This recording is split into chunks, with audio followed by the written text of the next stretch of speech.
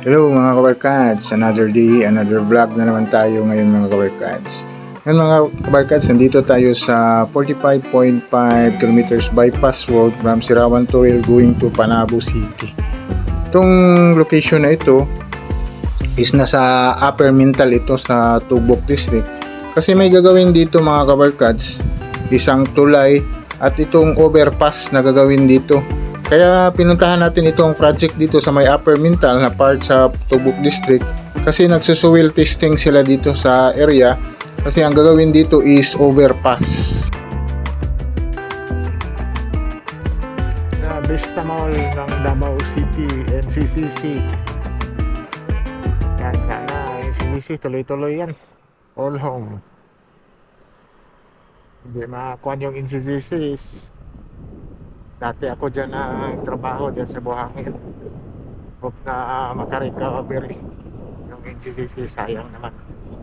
Yan ngayon mga kabarkads, update na to natin itong mga kabarkads, itong 45.5 na bypass road from Sirawan Toril going to Panabo City.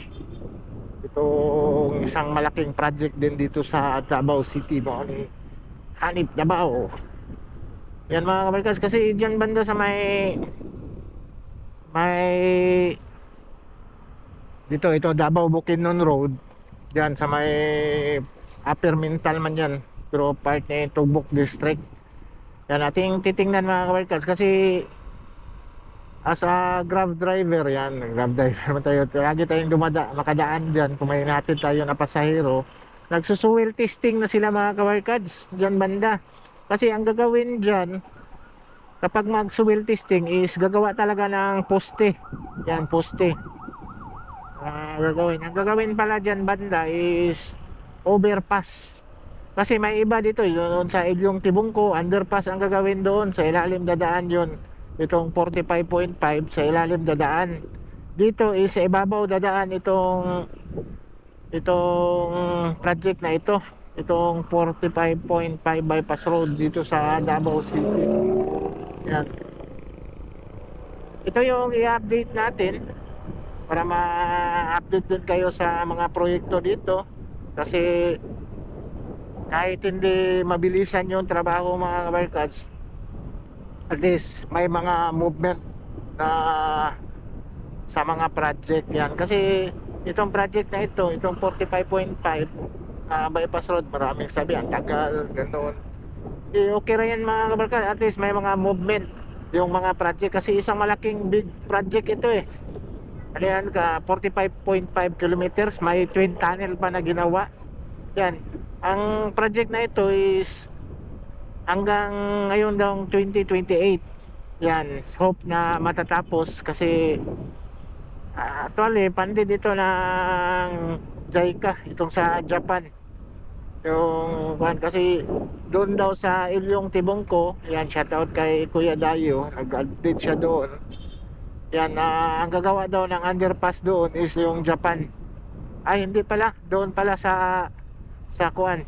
Hindi pala si Kuya Dayo, yon si Lino. Siya, shoutout Lino. Yan, vlogger, samahan din natin na vlogger. Yan, sa may Kabantian, ang gagawin doon is underpass. Doon sa may Kabantian, sa may North Chris ba yun? Yan, underpass ang gagawin doon.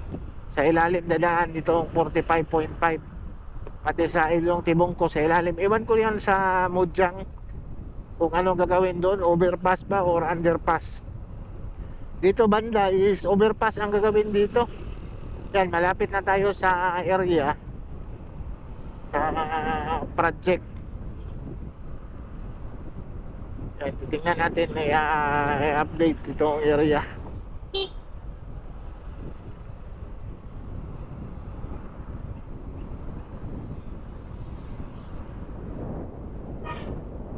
Kasi palipat-lipat na sila nag-soil testing dito eh.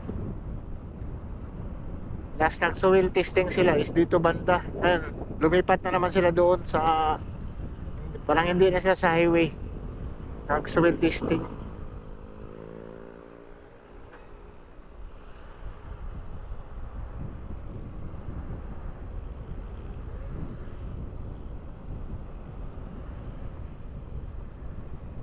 Sarap ng bigkayan dito sa Upper Mental dito sa Tubok District. Yan ito mga kabarkas, last nag-soil testing sila mga kabarkas, nakita natin is dito sila nag-soil testing banda. May area dito, banda somewhere dito, nag-soil testing sila, nadaanan natin. Kasi papunta tayo ng Kalinan, may hinatid tayo doon na pasahero. Dito sila nag-soil testing. Ayun is doon na naman sila mga kabarkads. Nag-soil testing yan, no? Doon banda. Kasi ito yung tulay na ginagawa dito eh.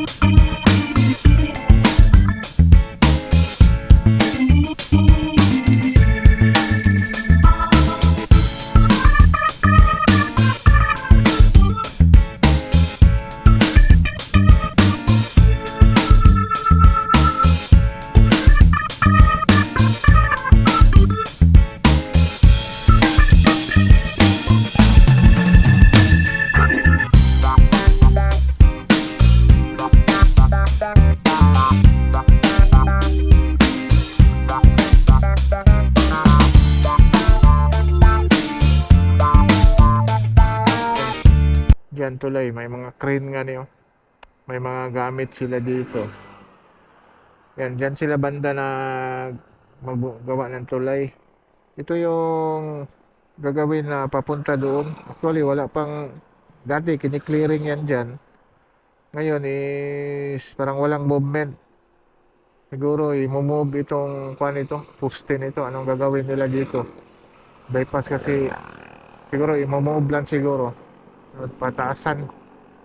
Yan, may mga twist pa dito na gagawin dahil sa project. Yan.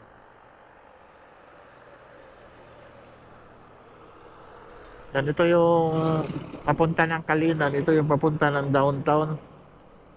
Yan. Yan, hindi natin papasok kaya unauthorized man yan, no? Kaya danger sa project. Yan, nandyan mga kabalkads, itong kuan. Diyan sila nag-soil testing o yan, no? Yung kuan na yan. Earthfill, Panambak. Reading, kuan yan. Hindi. Yan. Tapos doon may nilagay sila doon, no? Parang nag-soil testing din sila doon. Banda. Yan. May mga kwan dito eh. Kasi ang gagawin dito banda is from Tulay is siguro overpass papunta doon. Andyan, ewan ko kung tatambakan pa ba ito. Banda doon. Papunta na itong Sirawan Turel mga kabarkas. Pero malayo-layo pa ito mga kabarkas. Mga ilang kilometro pa ito. Dadaan pa yan dyan sa sports complex. Yan, papunta doon. Dahil layo pa ito. Marami pang matamaan ito eh. Mga right of way. Ito ang problema ito sa mga kalsada mga kabarkads. Sa mga right of way. Yan, dyan talaga matagalan yung project. Yan, kasi i-negotiate pa yung may-ari dyan. Kasi may mga rate lang yung Philippine, yung kuha natin gobyerno. May mga rate lang sa lupa. Hindi masyadong kamahalan yung pagbili ng lupa ninyo. Pero sa akin na mga kabarkads, kasi may minsan may ibang ayaw gusto. Yan, parang lumalaban yung may-ari ng lupa. Pero titingnan mo yan mga kabarkads, kung dyan is nasa looban na yan eh. Ang value market niyan hindi masyadong kamahalan. Yan. Yan yung kuan mo kasi walang daanan, walang kuan. Yan. Kapag lagyan ito ng kalsada papunta doon, ang value market ng lupa mo is magmamahal. Yan. Kasi may kalsada na eh. Access na ng mga tao, may access na madaanan siya kasi more in pwede na i-business yan, mag-business na, pwede na siya gagawing business dito. Ayan. Yan yung kagandahan dito sa lupa na bibilihin mo. Yan.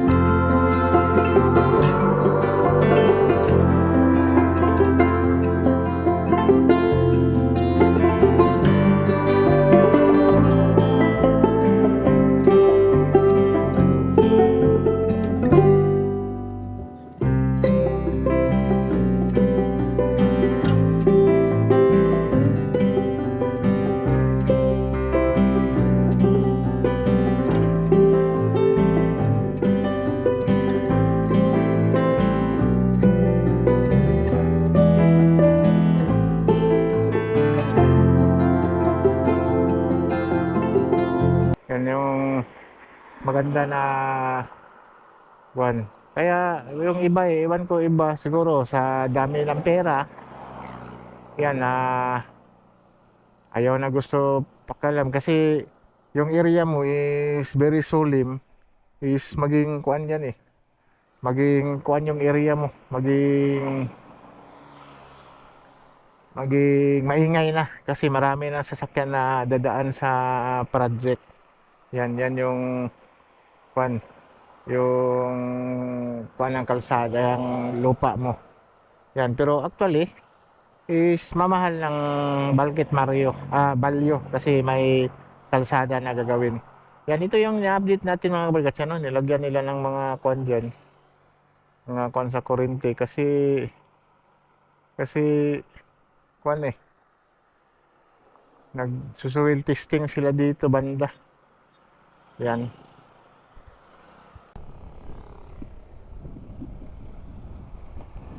Ano, hanggang dito sila mga kabarkats. Siguro makukuha ito mga kabarkats, yung sabi nila.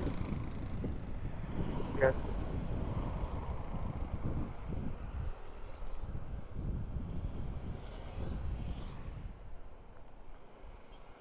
Kasi may kwan dito mga kabarkats, soil testing din sila dito Yan ito yung ginawa nila na soil testing banda. Yan. Punta doon. Yan, laki-laki din itong kwan mga kabarkats. Siguro makukuha dito sa project. Ay, UBI pala. Yung nagtira dito is UBI. UBI yung contractor pala dito. Yan nakalagay is UBI. Yan. Malaki din ito. Nandito yung kuha nila, soil testing. At saka doon, sa dulo, malaki-laki din itong kuha nila siguro. Kuha kasi, kuha ito 4 lanes Yan, yung project na dito. Yan.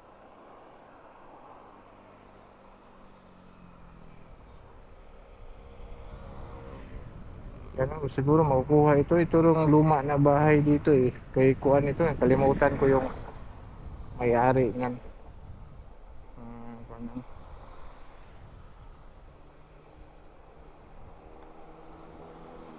Laki din ito mga kamarkets. Yan. Yung project dito ba nila? Morning. Yan mga kamarkets. Nandito tayo sa ito yung Davao Bukidnon Road dito sa Tugbok District. Ito yung part ito sa Upper Mintal. Yan. Itong project dito sa 45.5 na bypass road. Yan dito. Kaya ina-update lang natin ito mga kawarkas kasi soil testing na sila dito sa area Kasi ang gagawin dito is overpass. Yan. Itong project dito. Kasi laki-laki din yung trabaho nila kung sino contractor dito. Hindi natin na tanong kung sino contractor. Yan. Public, cutting kuan man yan. May mga kuan, yan oh, package 1 and 2 yan. Ang nakalagay dito is acquire by development of public purpose for the construction of, yan may nilagay oh, project package 1 and 2. Yan para sa mga mental, Tugbok district yan. Part pa ito sa mental dito. Banda wala nakalagay kung anong kwan dito eh. Contractor. Yan sino yung nakakuha dito. Yan. Yan yung dito lang yung ina-update natin mga kabayan sa area. Yan, sige bye-bye.